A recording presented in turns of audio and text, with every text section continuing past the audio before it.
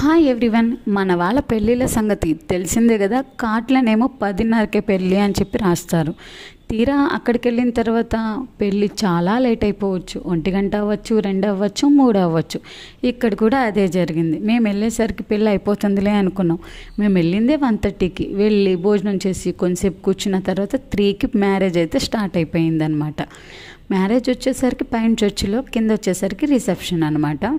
ఇంకా పెళ్ళి అనేది జీవితంలో ఒక్కసారే జరుగుతుంది కాబట్టి మ్యారేజ్ తర్వాత ఎలా ఉండాలి ఏంటి అని చెప్పి పాస్టర్ గారు చక్కగా అన్నీ వివరించి చెప్పారు. లేట్ అయింది కదా అని చెప్పి కట్టే కొట్టే తెచ్చేలాగా ఫాస్ట్గా అయితే పెళ్ళి జరిగించలేదు.